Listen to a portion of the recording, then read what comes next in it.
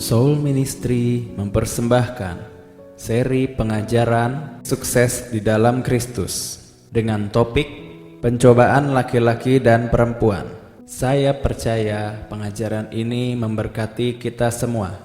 Tuhan Yesus menyertai. Oke, shalom semuanya. Kalau kalian bisa baca di firman Tuhan, ada orang Farisi, dia berkata, apakah boleh seorang perempuan diceraikan dengan segala alasan? Orang Farisi bertanya kepada Tuhan Yesus. Mungkin kalau kalian pernah baca, ada kejadian seperti itu, Tuhan Yesus ditanya oleh orang Farisi. Dan saya baru tahu, pada zaman itu, waktu zaman itu ya, seorang laki-laki bisa menceraikan seorang perempuan dengan alasan yang gak masuk akal. Saya kasih contoh sedikit begini. Kalau saat itu ada seorang istri di depan suami tiba-tiba bersin, haji, gitu ya, di depan suaminya. Suaminya bisa komplain dan dia membawa masalah ini ke komunitas dia. Biasanya orang Israel itu kuatnya dalam komunitas ya. Dan laki-laki itu bisa menceraikan istrinya dengan alasan seperti itu. Kejem ya? Itu dulu waktu orang Israel itu zaman Tuhan itu seperti itu. Jadi begitu gampangnya wanita itu diceraikan dengan berbagai alasan. Dan kalau misalnya suaminya lagi ngobrol laki-laki dengan laki-laki, tiba-tiba istrinya datang dan dikatakan, Pak ada penting, ada sesuatu yang di belakang, sesuatu bisa minta tolong. Jadi menginterupsi laki-laki dalam berbicara, si suami bisa menceraikan istrinya. Gila ya? Waktu saya mendengar seperti itu, wow, begitu gampangnya. Makanya waktu Tuhan Yesus datang, orang Farisi dia bertanya kepada Tuhan Yesus, apakah boleh menceraikan seorang wanita dengan berbagai alasan? Dan akhir Tuhan Yesus mengatakan seperti begini, in the beginning, kalau bahasa Indonesianya ya, in the beginning, God create male and female. Pada mulanya Allah menciptakan laki-laki dan perempuan. Dan kalau kita nanti baca ayat yang ada dikatakan bahwa apa yang sudah dipersatukan oleh Allah tidak dapat diceraikan. Nah, hal yang seperti itu yang dia punya bertanya, kita selama ini dalam keluarga itu gampang ya, kawin cerai gampang sekali. Jadi,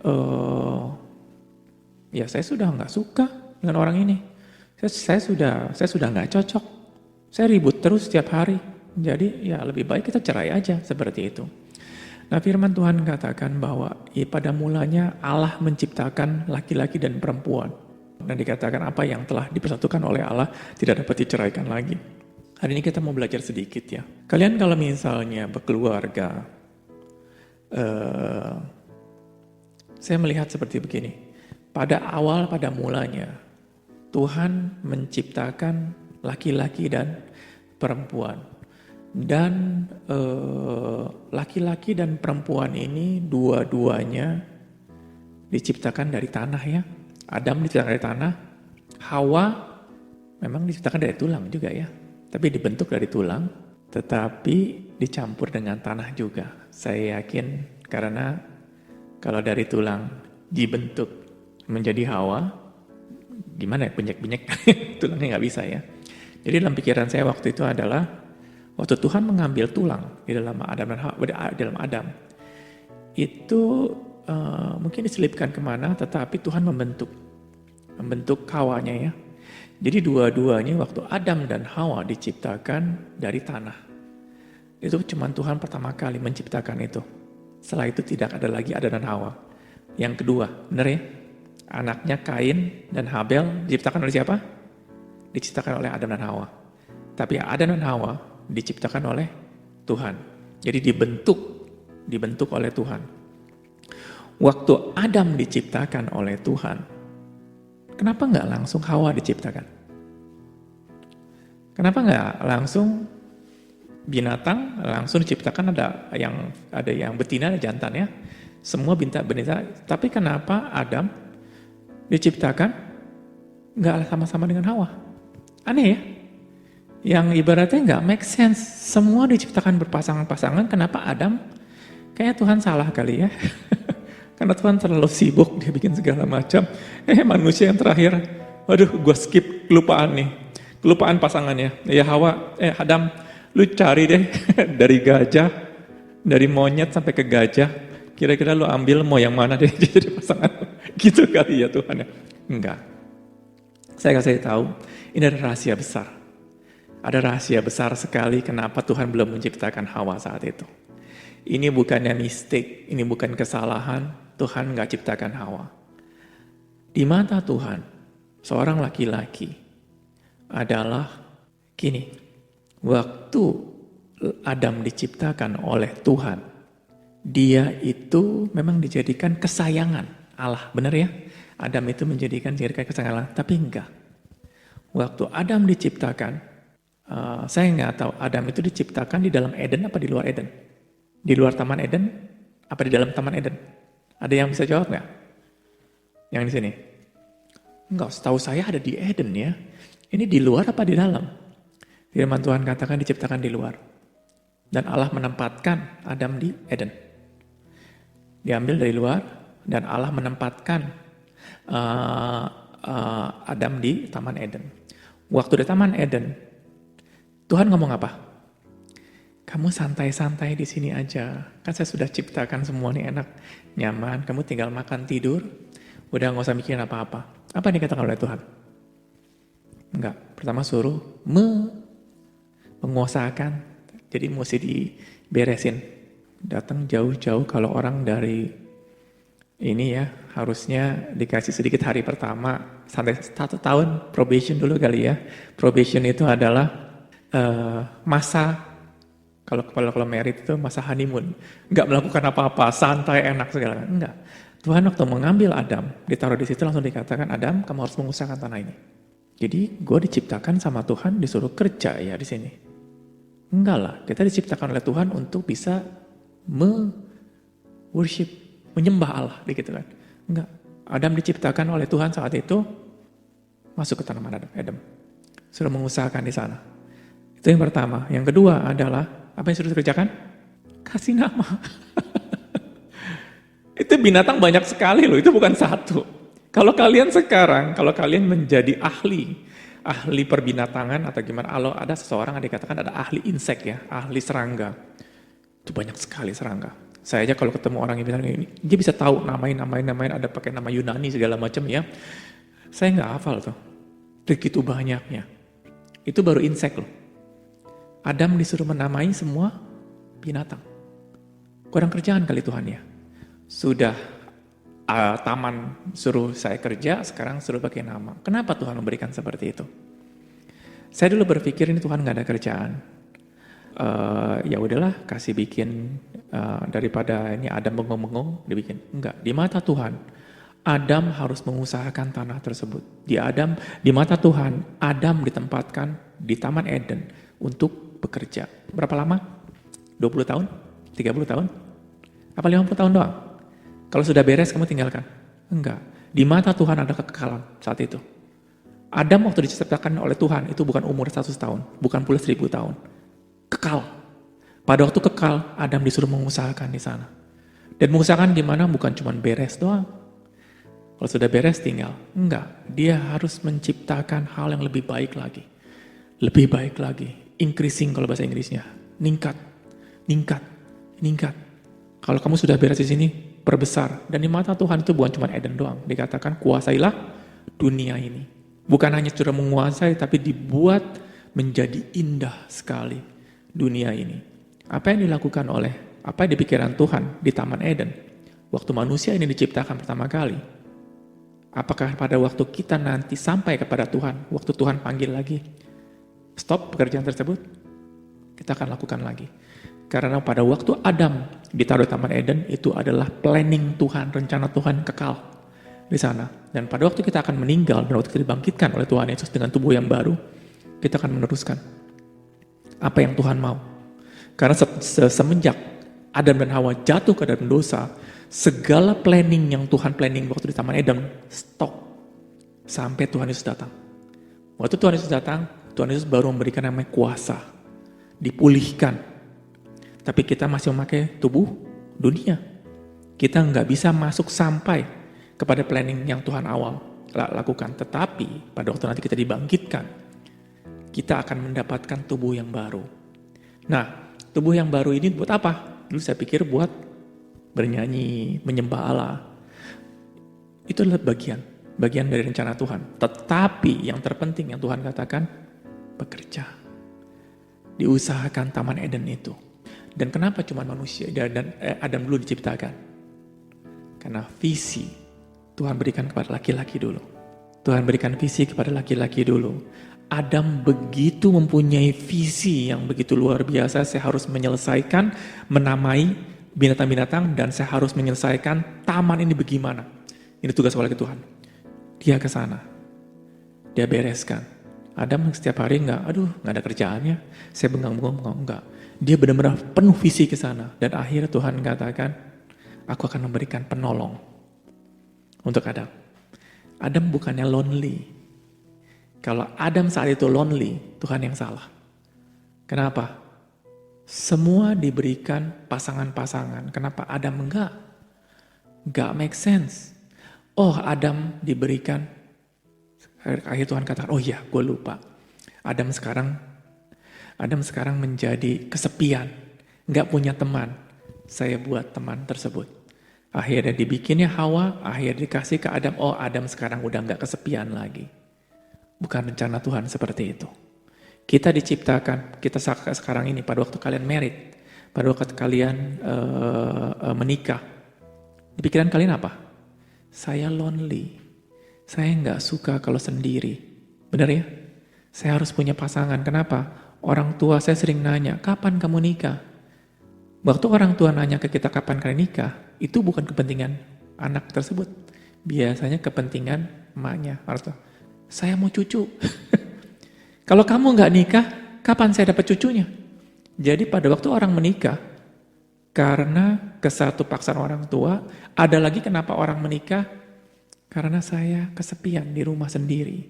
Orang-orang sudah punya pasangan, enak ya jalan-jalan, saya sendiri. Di mata Tuhan, pernikahan, dia punya basicnya bukan di sana. Bukan basicnya Adam itu kesepian, lalu diambil bikin Hawa, diberikan kepada Adam, dan Adam menjadi komplit. No. Adam diciptakan oleh Tuhan, dia sudah komplit. Dia sudah komplit. Karena Allah kita luar biasa. Allah kita tuh bukan katakan, aduh gue bikin segala sesuatu, aduh lupa nih. Adam karena terlalu banyak dibikin, Adam kelupaan. Enggak, di mata Tuhan Adam itu sudah sempurna. Benar-benar sempurna sekali. Bayangin aja, Tuhan katakan langit dan bumi diciptakan, dan akhirnya dikatakan itu baik. Dia dikatakan, kalau Tuhan ngomong baik, sini ibu-ibu kalau misal lagi masak sesuatu cobain, udah enak. Walaupun ada orang bilang gak enak, enggak, ini sudah enak, sudah pasti bilang ini enak. Bisa ibu-ibu gitu ya, kalau suaminya katakan, kalau misal istri tanya, enak gak? Suaminya bilang, gak enak. Biasanya kalau istri juga bilang, ini sudah enak. Itu manusia bisa yakin sekali apa yang dia buat, itu sudah baik, sudah enak. Apalagi Tuhan, kalau Tuhan katakan, ini baik. Pada waktu Adam diciptakan, Tuhan katakan ini baik. Baik di mana? Di mata Tuhan, waktu Tuhan menciptakan Adam, bukan untuk melewati hari-hari di dunia ini yang gak ada mau kemana. Sorry ya, kalau Tuhan katakan ini kayaknya dunia kosong nih. Tanaman sudah ada, binatang sudah ada. Kayaknya gak seru kalau gak ada manusia li ya. Dibikin manusia, terus dikatakan berkembang biaklah. Ngeramein. Ngeramein itu situasi. Kalau kita pikir memang begini, yuk kita kumpul panggil-panggil orang biar ngeramein. Enggak ada tujuannya. Enggak, Tuhan menciptakan Adam saat itu, ini ada sesuatu yang mesti dikerjakan. Benar-benar apa yang mesti dikerjakan. Makanya waktu kita dipanggil oleh Tuhan dan sudah lahir baru, bukan untuk kepentingan kita. Kalau kita katakan, ya thank you Tuhan. Enggak, Tuhan katakan ada sesuatu yang Tuhan hendaki dalam dunia ini. Kamu kerjakan kemana. Dan memang kita waktu dipanggil oleh Tuhan, kita untuk menerima berkat ya. Benar. Tuhan adalah Allah yang luar biasa, memberkati kita dengan luar biasa.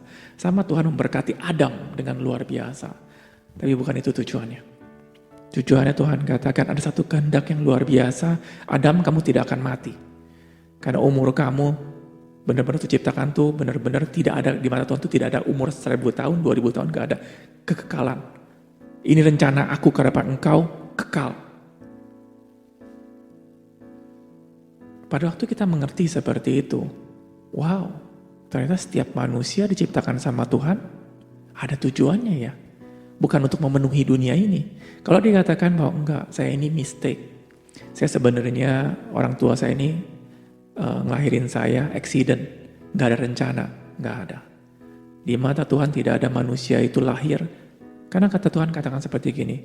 Dia katakan 2 burung dijual seharga 1 duit. Tetapi Tuhan katakan tidak akan jatuh atau mati tanpa sepengetahuan Tuhan. Artinya Tuhan tahu kalau burung tersebut aja mau mati kapan dia tahu. Apalagi manusia. Waktu kalian diciptakan, waktu kalian dilahirkan, walaupun dilahirkan oleh seorang manusia, tapi itu ada rencana Tuhan. Benar-benar ada rencana Tuhan. Nah, rencana Tuhan ini kalian mesti cari. Nggak bisa cuman hanya, ya saya jalanin aja di dalam perkawinan saya dari hari ke hari. Waktu kalian melakukan cuman hanya perkawinan dari hari ke hari, tidak ada tujuan, tidak ada rencana, tidak mengerti rencana Tuhan. Rencana Tuhan apa ya? Adam diciptakan juga cuma buat memenuhin segala macam. Pada waktu manusia, sebenarnya manusia waktu jatuh dalam dosa, sebenarnya mungkin pekerjaan Adam sudah hampir beres sekali ya. Akhirnya dia bengang-bengong, akhirnya dia ngobrol sama iblis. Iblis saat itu belum menjadi setan ya, masih berbentuk Lucifer, belum menjadi iblis. Jadi dia malah ngobrol-ngobrol sama iblis yang harusnya ngobrolin rencana Tuhan, ngobrolin apa yang akan Tuhan berikan lebih, dia ngobrolin tentang kejelekan Tuhan. Apa kejelekan Tuhan? Dia katakan begini, bukankah semua tanaman di sini nggak boleh dimakan? Bingung ya? Tuhan boleh kasih makan, iblis katakan jelek-jelekan bahwa semua Tuhan itu adalah Allah yang jahat. Dia tidak memberikan apapun kepada engkau. Kamu mau makan harus bekerja dulu sampai terpayah-payah baru Tuhan berikan. Itu yang dikatakan iblis kepada Adam. Semua makanan di sini kamu nggak boleh makan. Akhirnya Hawa katakan, enggak. Semua tanaman di sini boleh dimakan buahnya. Tapi hanya satu yang di tengah nggak boleh dimakan. Hawa dengarnya dari Adam, bukan dengar dari langsung. Nah, kenapa mereka bisa ngobrol-ngobrol seperti itu? Saya percaya salah satunya karena mereka juga visinya kehabisannya. Sudah nggak tahu lagi mau ngapain. Kalau Adam punya visi yang semakin besar, dia nggak sibuk ngobrol dengan makhluk-makhluk yang nggak jelas. Yang artinya kalau ada satu perkara yang nggak benar, dia tanya Tuhan lagi. Tuhan ada dikatakan seperti begini loh. Benar nggak Tuhan ya? Kita minta konfirmasi sama Tuhan, Tuhan katakan no, enggak, sudah beres. Tapi Adam dan Hawa mulai mempertanyakan Allah. Iya ya, kayak Allah nggak baik sama saya. Saya disuruh bekerja begini, saya disuruh bekerja gitu, mana hasilnya? Dikasih rumah juga enggak. Iya loh, Tuhan dikasih. Adam itu nggak punya rumah loh. Dia tidur di rumput. Ya nggak diceritakan di firman Tuhan bahwa ada. Jangankan rumah, baju aja nggak ada ya. Baju aja nggak ada. Jadi dikatakan Allah itu pelit sekali. Rumah nggak dikasih, baju nggak dikasih, cuman kasih makanan tok. Termakanlah Adam dan Hawa dengan bujuknya si iblis. Tapi sekali lagi, di mata Tuhan, waktu Tuhan menciptakan Adam yang pertama kali, itu dengan satu rencana besar. Itu baru menamai binatang itu baru step pertama. Artinya training yang pertama. Untuk yang Taman Eden yang gak terlalu besar, untuk ukuran 2 orang, mungkin ya 1 kilometer persegi lah. 1 kilometer persegi kalau di tempat 2 orang, suruh nyangkul sendiri, capek kali ya, segala macam ya. Tapi di mata Tuhan adalah Tuhan kasih training. Kalau ini beres, Tuhan katakan kuasailah dunia, suruh Taman Eden dulu. Bukan dunia dulu. Training. Dunia akan besar. So what? Adam dan Hawa umurnya kekal. Mau 1 juta tahun, mau 2 juta tahun, nggak ada masalah. Dia akan kerjakan terus menerus. Karena di mata Tuhan Adam ini nggak bakal bisa mati. Satu visi. Sudah beres, akan lakukan. Berarti butuh banyak orang? Enggak. Di mata Tuhan saat itu waktu cuma Adam doang. Walaupun dikatakan kuasailah dunia ini, berkembang biaklah, tapi di mata Tuhan, Tuhan berikan ini kepada Adam. Visinya tersebut. Dan kalau boleh tahu, bulan, Mars, segala macam, itu diberikan kepada Adam, mesti akan diberesin.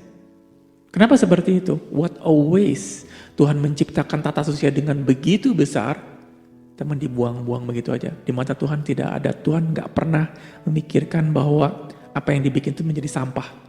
Enggak. Apa yang Tuhan, ingat gak waktu Tuhan dia memberi makan 5.000 orang? Dengan berapa? 5 roti dan 2 ikan, memberi makan 5.000. Kenapa mesti dikumpulin lagi sisanya? Kurang kerjaan kah? Enggak. Di mata Tuhan, Tuhan tidak pernah membuang sampah. Dia kumpulkan semua. Di mata Tuhan, Tuhan tidak pernah yang namanya sampah itu dibuang begitu saja. Begitu pula dengan planet segala macam diberikan kepada Adam untuk nanti dikerjakan. Makanya dikatakan eternity ya, kekekalan. Itu kita akan lakukan. Nah, trainingnya di mana? Di sini dunia dulu. Kalian setiap perkara kecil, setiap perkara besar.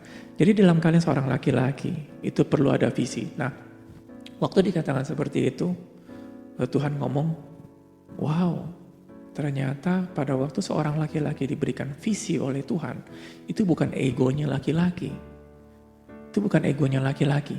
Tuhan memberikan kepada laki-laki untuk bisa berbuat sebagai kepala keluarga. Visi itu tidak diberikan, makanya Tuhan menciptakan Adam dulu. Bukan Adam dan Hawa, Adam dulu. Tuhan akan berikan visi kepada laki-laki, dipenuhi dengan visi tersebut, dipenuhi dengan, kalau dikatakan, waktu Tuhan katakan bahwa Adam itu diambil dari luar, ditaruh di Taman Eden. Yang pertama adalah bukan bekerja dulu. Bukan bekerja dulu. Yang pertama adalah Adam ditempatkan di hadirat Allah. Seorang laki-laki waktu diangkat sama Tuhan bukan suruh bekerja dulu. Tapi ditempatkan di hadirat Allah. Makanya laki-laki mencerminkan kemuliaan Tuhan. Artinya jangan sombong laki-laki di sini. Tuhan menciptakan Adam dulu. Dan ditaruh di hadirat Allah. Apa hadirat Allah? Kita nggak bisa mengerjakan sesuatu tanpa adanya hadirat Allah. Kalau kita mengerjakan sesuatu laki-laki dengan tubuh ini cuma kekuatan sendiri, kita akan burn out. Tapi kalau kita percaya kita harus ada di hadirat Allah dulu. Waktu di hadirat Allah, yang tersirar apa laki-laki? Cahaya siapa? Cahaya Allah. Makanya laki-laki harus mencari dulu hadirat Allah. Cahayanya Tuhan, cahayanya Allah dulu. Pada waktu kita sudah mendapatkan cahayanya Allah, Tuhan akan berikan pekerjaan. Work di Taman Eden. Diberikan visi. Visinya saat itu waktu Taman Eden, visinya Adam, apa visinya Tuhan? Visinya Tuhan. Bukan kemauan Adam untuk mengerjakan di Eden, tapi Tuhan kasih tahu, kerjakan ini. Kerjakan itu dari Tuhan. Nah, terkadang kita dalam hidup seorang laki-laki, kita harus mencari visinya Tuhan apa. Setelah kita mengetahui visinya Tuhan apa yang mau dikerjakan, kadang-kadang kita akan trial and error kalau bahasa Inggrisnya. Kita mencoba dulu. Apakah ini benar? Karena gini, Tuhan nggak menciptakan laki-laki sebagai robot. Yang langsung disetel, langsung lakukan A, B. Enggak. Tuhan menciptakan laki-laki itu dengan free will, kalau bisa dikatakan dengan kebebasan. Tetapi pada waktu laki-laki itu ada di hadirat Allah, kita mengerti apa yang kita mesti kerjakan. Pada waktu kita mesti kerjakan, jangan kita katakan kayak kita delegasikan. Biasanya kalau laki-laki, kalau sudah ada pekerjaan seperti ini, suruh orang lain kerjakan, saya di rumah aja. Enggak. Adam pertama kali yang kerjakan semua Adam. Adam yang kerjakan. Dengan mengusahakan tanah, dengan menamai binatang, Adam kerjakan sendiri. Setelah itu Tuhan katakan, Adam perlu penolong. Penolong gimana? Untuk menolong pekerjaan Tuhan. Bukan untuk menolong laki-laki. Misalnya gini, kalau saya di rumah, kalau istri saya katakan seperti sering malam-malam seperti ini. Ling, bisa tolong bikin saya super mie dong? Kenapa saya minta istri saya bikin super mie? Karena saya lagi sibuk banget. Kalau misalnya saya nggak sibuk, saya akan bikin super mie sendiri. Jadi karena saya sudah sibuk banget mengerjakan, saya minta tolong kepada istri saya untuk membuat saya sesuatu. Kenapa? Kalau saya ada waktu, saya kerjakan sendiri. Ingat, laki-laki mesti seperti itu. Bahwa waktu kita menyuruh perempuan, istri kita di rumah, itu bukan karena istri kita pembantu. Bukan. Istri kita didatangkan oleh Tuhan untuk menggenapi visi dalam hidup laki-laki. Bukan dijadikan pembantu. Pada waktu istri dijadikan pembantu, apa yang terjadi? Ribut. Karena kenapa? Tuhan menciptakan pertama kali wanita bukan untuk dijadikan pembantu. Saya mau kasih tahu dulu. Pada awalnya Allah menciptakan laki-laki dan perempuan. Kenapa nggak dibikin pasangan? Pada awalnya Tuhan menciptakan pasangan, satu pasangan, yaitu laki-laki dan perempuan. Kenapa dibikin laki-laki dan perempuan? Ini dua individual yang mempunyai dua single. Dan pada waktu dikatakan penolong, seorang anak laki-laki, dia akan meninggalkan ayah ibunya untuk bersatu menjadi satu daging.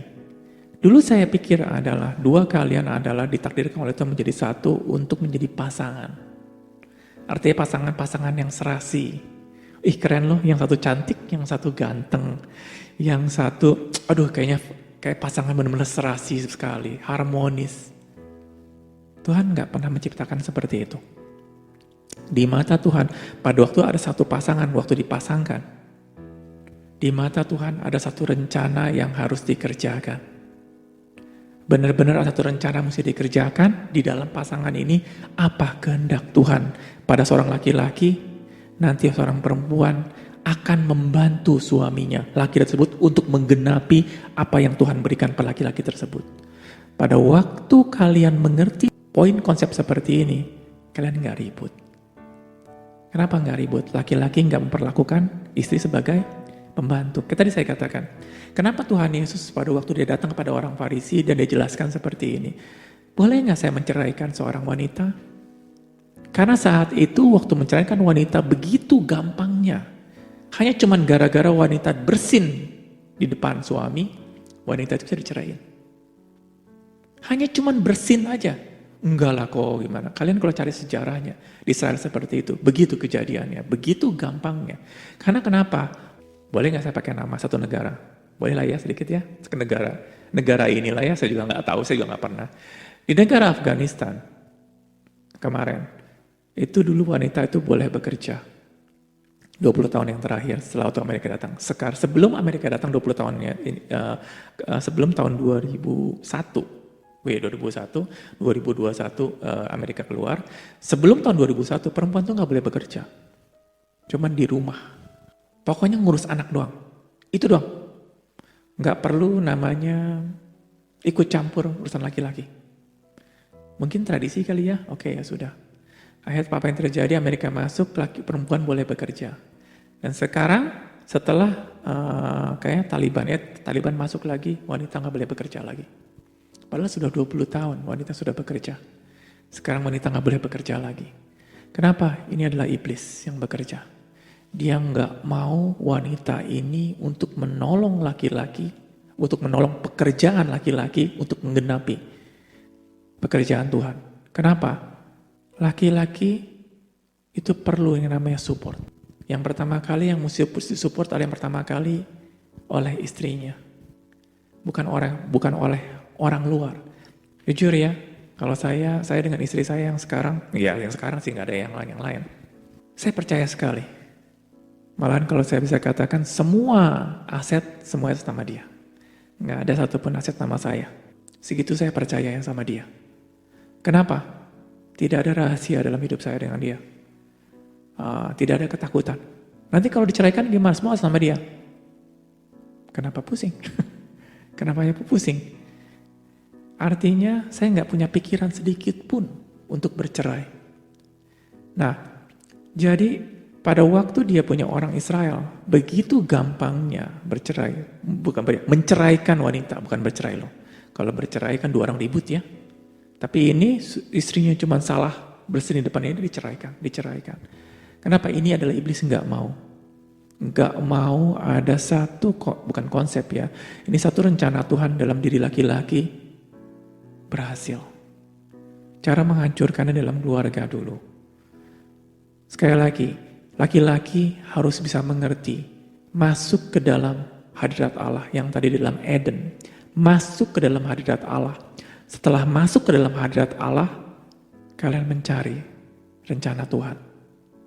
Bukannya laki-laki dibawa ke hadirat Allah di tempat Eden, saya harus memenuhi kebutuhan istri saya harus beli ini, beli itu. Itu side effect kalau bahasa Inggrisnya. Itu bonus.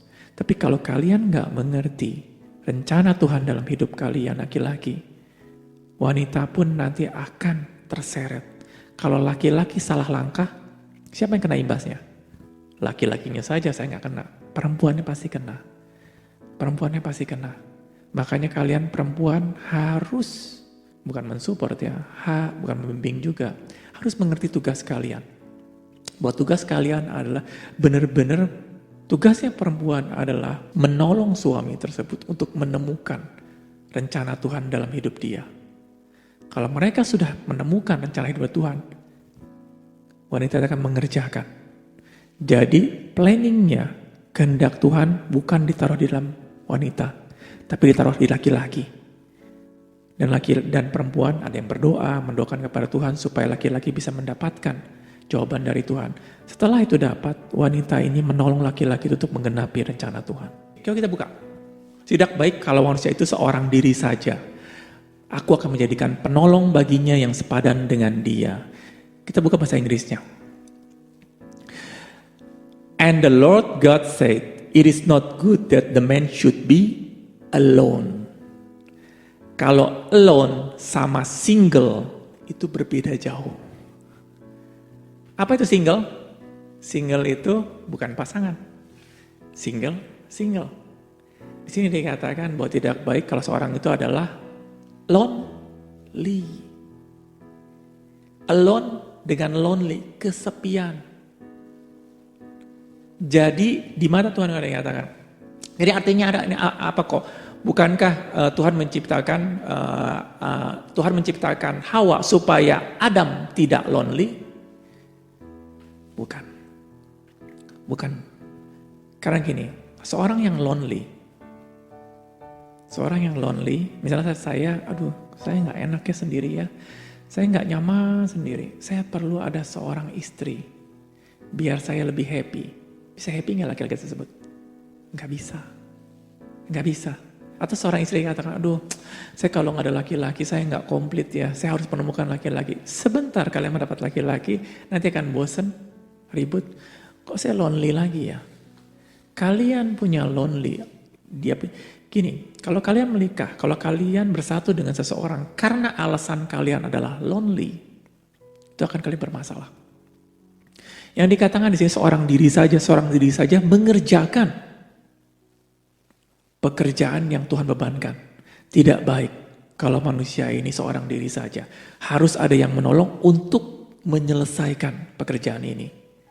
Jadi artinya fokus kita adalah di dalam perkawinan, waktu dalam pasangan, bukannya saya biar hangat. Kalau laki-laki dengan perempuan, kalau tidur sendiri, malam-malam kedinginan kali ya. Berdua lebih hangat, kadang-kadang seperti itu. Tuhan menciptakan, kalau kalian punya kehangatan antara wanita dengan laki-laki, itu bonus. Itu bonus. Benar-benar bukannya ultimate, bukan tujuan akhir yang utama.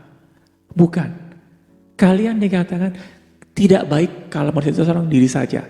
Artinya Adam waktu mengerjakan ini, dia nggak baik mengerjakan sendiri. Harus ada yang nolongin sekarang.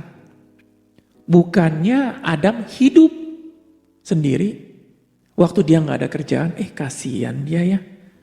Kayaknya dia lonely, kasih 2 orang aja deh. Enggak.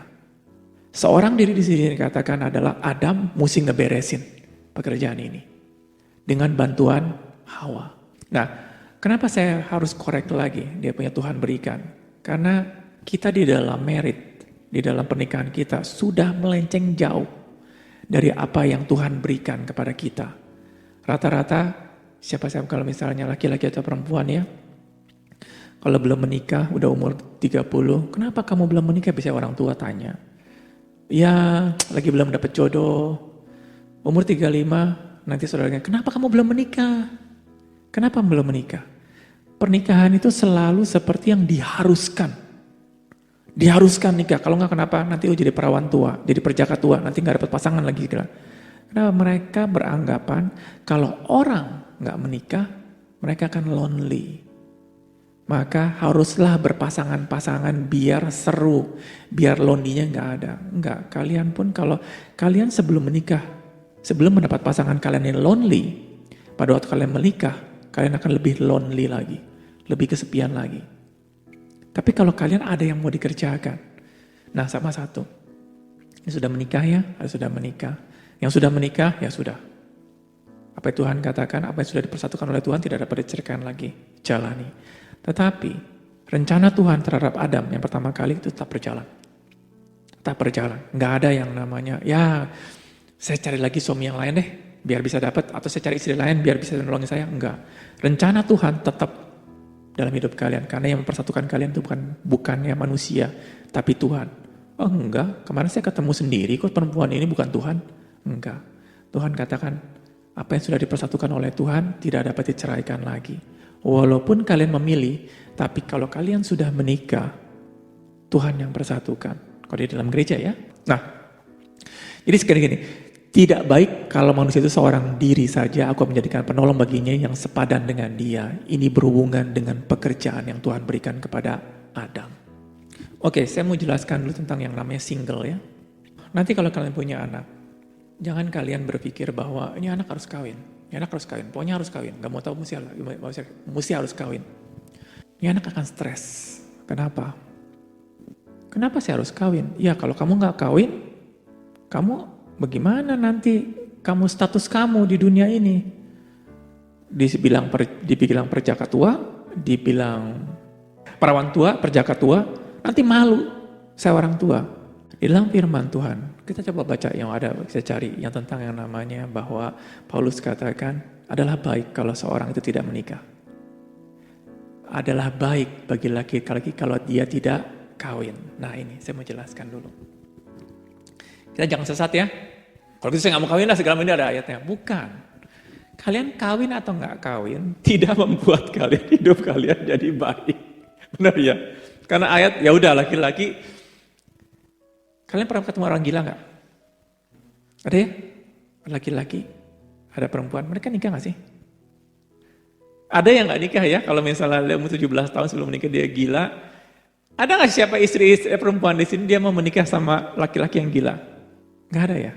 Ada nggak perempuan yang bilang, ya sudahlah saya mau berkorban, saya mau menikahi laki-laki ini yang gila. Kan saya kalau misalnya pernah ada satu kalau ada ceritanya di film ada yang kodok. Kodok ditanya sama putri, mau nggak menikahi saya? Akhir putri kayak, ya sudahlah saya mau menikahi kamu kodok. Akhirnya kodoknya dicium, tiba-tiba jadi pangeran gitu ya. Ada nggak ya? Sebetulnya nggak ada ya. Yang sudah pasti bahwa laki-laki orang gila, dia tidak kawin. Berarti bagus dong. Di sini adalah baik bagi laki-laki kalau tidak kawin. Ini nggak baik. Nggak baik. Jadi bukan artinya laki-laki ini kawin atau tidak kawin. Saya mau jelaskan dulu sedikit. Yang dikatakan begini. Kalau kalian mau mencari laki-laki, yang sudah di sini sudah cari laki-laki. Nanti yang buat orang yang masih single. Kalau kalian mau mencari laki-laki yang dia punya perempuan, carilah laki-laki yang memang nggak mau menikah. Karena itu yang baik kalau tidak menikah. Ini bonusnya. Ini firman Tuhan. Adalah baik bagi laki-laki kalau tidak menikah. Kalau tidak menikah gimana? Baik banget. Iya dong, kita percaya dong. Ini yang namanya calon bibit unggul. Tuhan yang ngomong. Kalian harus mencari perempuan-perempuan, laki-laki yang gak mau menikah. Maksudnya apa kok? Firmannya ngomong seperti ini. Adalah baik bagi laki-laki kalau tidak menikah. Berarti baik banget dong laki-laki yang sebut ini. Benar nggak? Bingung ya, bingung. Kalian baca firman loh, bukan tertulis. Waktu kalian baca, mungkin kalian, aduh skip aja. Enggak. Dia katakan kalau ada laki-laki yang tidak menikah, berarti laki-laki itu apa? Benar kan? Benar nggak? Benar kan? Ayatnya seperti itu. Ini biar lagi masih ngantuk, biar segar sedikit gitu dikatakan. Jadi kalau kalian perempuan mau mencari laki-laki, jangan yang mau menikah. Karena Tuhan katakan laki-laki ini baik. Kalau kita sekarang, yang dia punya wanita, ngejar-ngejar cowok yang mau menikah. Makanya menyalahi firman Tuhan. Enggak, saya katakan seperti gini. Lucunya sudah sini ya. Adalah baik bagi laki-laki kalau tidak menikah. Apakah dia nganggur? Enggak. Adam pada waktu dia belum menikah, dipenuhi oleh visi Tuhan. Dengan luar biasa sehingga dia enggak ingat pasangan. Dia enggak ingat pasangan. Dan akhirnya pada waktu dia di dalam hadirat Allah, di dalam mengerjakan pekerjaan Tuhan, dia fokus sekali. Kita baca berikutnya. Aku ingin supaya kamu hidup tanpa kekhawatiran. Orang yang tidak beristri atau laki-laki yang tidak beristri memusatkan perhatiannya pada perkara Tuhan. Bagaimana Tuhan berkenan kepadanya. Orang yang beristri memusatkan perhatiannya pada perkara dunia. Bagaimana ia dapat menyenangkan istrinya. Dan dengan demikian perhatiannya terbagi-bagi. Tetapi perempuan yang bersuami memusatkan perhatiannya kepada perkara dunia. Bagaimana ia dapat menyenangkan suaminya. Ini bukan soal nikah atau nggak nikah. Bukan soal adalah baik bagi seorang laki-laki tidak menikah. Bukan. Yang dikatakan seorang laki-laki dia memusatkan pikiran dia kepada pikiran pekerjaan Tuhan. Tuhan mau kita seperti itu. Setelah kita memusatkan pikiran kita kepada pekerjaan Tuhan, Tuhan akan kirim penolong. Jangan dibalik. Kalau kita sekarang adalah kita menikah dulu, baru nanti kita cari-cari perkara Tuhan. Apa yang tadi kita kan kebingungan. Pada waktu kalian nggak mendapatkan perkara Tuhan, yang laki-laki dia akan menyenangkan istrinya, yang istrinya akan menyenangkan suaminya, dan semuanya kan memukuskan kepada perkara dunia. Ini yang Tuhan nggak mau. Jadi pada waktu Tuhan menciptakan Adam dan Hawa itu menjadi dua individual, dua single. Pikiran kalian walaupun sudah menikah harus single. Apa itu single? Memikirkan pekerjaan Tuhan. Saya ingat banget dulu waktu saya kasih kesaksian sedikit ya. Waktu di Australia tahun 92-an. Saya nggak tertarik yang namanya pacaran. Walaupun teman-teman perempuan saya banyak. Saya nggak tertarik. Kenapa? Sorry, saat itu juga keuangan saya agak kurang ya. Di pikiran saya cuma pikir begini, waduh nanti kalau saya pacaran pasti biaya tinggi. Apalagi di Australia. Saya waktu di Australia tidak pernah yang namanya pergi ke kantin makan. Selama sekolah saya di Australia, saya nggak pernah ke kantin makan. Luar biasa ya di sini kalau bapak-bapak, ibu-ibu pergi kuliah. Siapa di sini kuliah di Untar? Ada yang di Untar nggak? Di Sakti? Di Untar ya? Kantinnya luar biasa gede ya. Bawa bekal nggak di rumah? Nggak pernah ya? Nggak pernah, malu di sini kalau bawa bekal. Masa anak laki-laki bawa bekal? Bawa bekal juga. Ini mama yang buat. Pasti gede. Wah, ini bukan anak mahasiswa. Tapi yang pasti pergi ke kantin ya. Seminggu berapa kali? 3 kali udah pasti ya. 3 kali. Dalam setahun berapa kali tuh? 5 tahun berapa kali? Sering lah ya. Saya nggak pernah ke kantin makan. Saya kalau orang lihat makan saya pun nggak pernah. Saya nggak pernah duduk. Saya nggak pernah duduk ke tempat kantin. Bayangin duduk aja nggak pernah. Biasanya duduk, kenapa duduk aja kok? Saya biasanya di luar. Saya biasanya duduk di luar di taman. Saya buka roti sendiri. Cuman roti selai, rotinya selai, roti segini gede, potong-potong, sudah dipotongin sih ya. Coklat, kacang. Saya sekali ke sekolah bawa segitu banyak. Ya nggak apa-apa lah kok, kalau makan sekali-sekali enak kok ya, setiap hari. Setiap hari, selama 2 tahun lebih. Ada nggak 2 tahun lebih ya? Sampai 3 tahun berarti, sampai 3 tahun. Enak nggak? Saya nggak enak. Nggak tahu, sampai hari ini pun saya nggak enak. Makan roti yang pakai ada kacang, ada selai, malah nikmat-nikmat aja. Kenapa seperti itu? Karena saya nggak punya uang, ke satu. Terus kedua, saya mau memfokuskan diri saya untuk belajar. Benar-benar saya belajar. Makanya saya mengerti sekali apa dia punya artinya. Seorang laki-laki kalau dia tidak beristri, dia akan memfokuskan dengan perkara Tuhan. Saya nggak nyaranin orang untuk nggak menikah. Jangan memutar balikan ya. Yang tujuan saya katakan, kalian menikah atau tidak menikah, tidak menghasilkan apapun. Yang dikatakan, oh kalau gitu saya nggak menikah aja lah. Kalau kalian nggak ada pekerjaan Tuhan, tidak ada perkara Tuhan, percuma. Intinya yang di sini dikatakan bukan menikah atau tidak menikah. Yang intinya adalah memusatkan kepada perkara Tuhan. Ini ada ayat dikatakan kalian di dalam keluarga pun harus memusatkan kepada perkara Tuhan. Kenapa? Wah, kalau misalnya seperti gini, kalau perkara Tuhan, kayaknya nggak enak ya perkara Tuhan. Kalau perkara duit enak ya. Saya kalau ada Kang tahu, misalnya kalau bos saya tanya, Kam, saya di kantor dipanggil Kam. Ini ada Kang tahu, mesti kirim uang segini banyak. Saya seger banget gitu ya. Tapi kalau, ini saya mesti jujur ya, di mana hartamu berada, di situ hatimu berada. Kita ini selalu mengejar yang namanya uang, jujur. Laki-laki semua di kota ini memerlukan uang. Tetapi kalau uang itu kita kejar dengan sekuat tenaga. Tapi kalau saya katakan perkara Tuhan ini itu lebih daripada uang. Saya katakan itu lebih daripada uang. Kalian mengejar uang, kalian akan mengejar cuma sekantung uang kah? Atau berapa uang? Tapi kalau kalian mengejar perkara Tuhan, Tuhan katakan carilah dahulu kerajaan Allah dan kebenarannya, maka semuanya akan ditambahkan otomatis. Yang tadinya saya kasihkan satu. Tuhan bilang kepada saya, ini saya mau kasih kamu uang 2 miliar untuk menyelesaikan semua masalah kamu. Dan saya katakan Tuhan cukup, saya selesaikan. Tapi saat itu saya katakan Tuhan saya nggak mau terima. Saya lebih percaya kepada janjinya Tuhan, perkaranya Tuhan, yang Tuhan akan berperkara dalam hidup saya.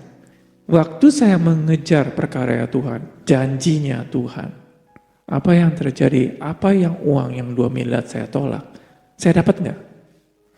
Pertama nggak dapat, habis uang saya. Uang saya habis, saya jatuh bangun, kelihatan dari manusia jatuh bangun, tapi saya tetap percaya sama Tuhan. Bahwa janjinya Tuhan selalu valid, kalau bahasa Inggrisnya. Kalau bahasa Indonesianya selalu ditepati. Dan Tuhan bekerja cuma sedetik aja. Di situ. Pada waktu kalian mengejar perkara yang di atas, Tuhan katakan carilah dahulu kerajaan Allah dan kebenarannya. Ini sebenarnya untuk laki-laki dulu.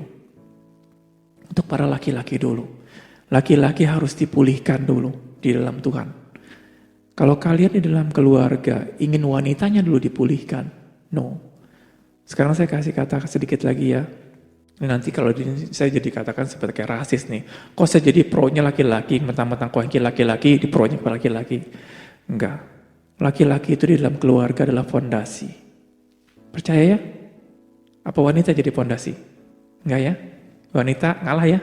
Ngalah nggak? Oh, enggak dong, sekarang nggak bisa. Saya wanita menjadi fondasi, laki-laki di bawahnya saya. Enggak ya, semua setuju. Laki-laki adalah kepala keluarga dan menjadi fondasi di dalam keluarga. Artinya laki-laki yang akan menopang keluarga tersebut. Kalau dikatakan, enggak lah, Tuhan yang menopang. Yes, Tuhan akan berada di dalam laki-laki tersebut untuk menopang keluarga. Benar ya? Nah, kalau laki-laki kalau dikatakan fondasi adanya di bawah atau di atas rumah? Enggak di atas dong. Laki-laki kelihatan megah. Karena sebagai fondasi, laki-laki di megah dan terang benderang kelihatan. Jadi hasil nih, laki-laki, lihat nih gue laki-laki, gue ini adalah yang sebagai yang menopang keluarga. Lu orang harus menghormati ke gue. Kayak begitu seorang fondasi itu gak kelihatan. Di bawah. Dan kadang-kadang tidak dipedulikannya. Ini ada kontraktor. Pada waktu kita bangun rumah, Hadi kalau bangun rumah berapa ya? Kok bangun rumah itu mesti fondasi. Kalau fondasi harus mengeluarkan uang, mungkinlah sekitar 50% dari bangunan. Mahal banget fondasi 50%. Bikinnya 5% aja ya fondasinya ya. Hadi mau gak bikin seperti itu? Nggak bisa lah, nanti rubuh loh. Rubuh, kita sudah bikin gede-gede di atas, tapi kalau fondasinya nggak ada, kalau fondasinya nggak gede, kalian pernah lihat bangunan nggak? Bentuknya kerucut, bentuknya kayak piramid, tapi terbalik. Bisa nggak? Rubuh. Kita dia punya fondasinya segini gede, tapi bangunannya segede gini gede. Rubuh. Dan kebanyakan biasanya fondasinya jauh lebih gede ya. Kalau bisa kayak piramid, pernah piramid bentuknya seperti gini, fondasinya jauh lebih gede. Sampai hari ini piramid itu sudah hampir 2000 tahun lebih loh ya. Kayaknya 2500 tahun ada loh. Sampai hari ini ada loh. Sampai hari ini ada. Kemarin ada orang bangun, baru berapa tahun udah rubuh. Karena fondasinya kalau gempa sedikit.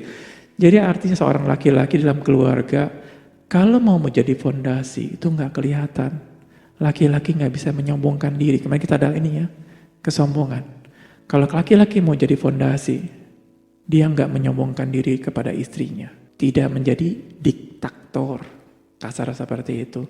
Menjadi orang yang, kalau seorang laki-laki dia di dalam hadirat Allah, semakin orang tersebut di dalam hadirat Allah, karakter Tuhan akan kelihatan sebagai fondasi di sana. Tuhan mau memulihkan di dalam keluarga laki-laki yang dipulihkan dulu. Sekali lagi, fondasi di dalam keluarga itu bukan istri, tapi laki-laki. Laki-lakilah yang akan menopang keluarga ini. Tetapi pada waktu laki-laki mau menjadi fondasi di dalam satu keluarga, dia yang harus dipulihkan dulu sama Tuhan, bukan wanita. Setelah laki-laki dipulihkan gimana caranya? Bukan untuk memenuhi kebutuhan istri. Beda ya. Orang istri, kalau laki-laki didoakan biar suami saya menjadi baik segala macam. Gunanya gimana? Biar dia nggak kasar sama saya. Salah. Kalian berdoanya salah. Ada firman Tuhan katakan, kamu juga berdoa, tapi doa kamu salah. Ada yang seperti itu ya. Untuk memuaskan hasrat diri sendiri. Nah, kalau kita mau berdoa kepada Tuhan yang benar, Tuhan tolong pulihkan suami saya. Bukan untuk kebutuhan saya, tapi supaya kebutuhan Tuhan terjadi pada laki-laki ini. Kalau saya nggak dapat, nggak ada masalah. Saya lebih mengasihi Tuhan, soalnya kayak gini. Kalau seorang istri mengasihi Allah, tanda petiknya banyak ya, istri berkata bahwa saya mengasihi Allah. Memang benar sih, istri-istri itu lebih sensitif kepada Allah. Karena istri-istri itu kalau statistik ngomong, kebanyakan istri lahir baru dulu menerima Tuhan dan baru laki-laki. Statistik ya, nggak semua ya. Secara statistik lebih banyak perempuan dulu menerima Tuhan, akhirnya perempuan tersebut berdoa kepada Tuhan supaya suaminya diselamatkan. Seringnya dengar seperti itu ya. Atau ada suaminya berdoa supaya istri diselamatkan, kayak jarang ya. Ada yang mendengar bahwa suaminya berdoa supaya istrinya diselamatkan? Jarang ya. Biasanya istri-istri berdoa. Berarti dengan kata lain, banyak sekali istri-istri yang dipulihkan dulu sama Tuhan, akhirnya dia berdoa kepada Tuhan supaya suaminya menerima Tuhan Yesus. Tapi kadang-kadang itu tidak tercapai. Kenapa? Karena dia melawan firman tersebut. Kalian berdoa para istri supaya suaminya bertobat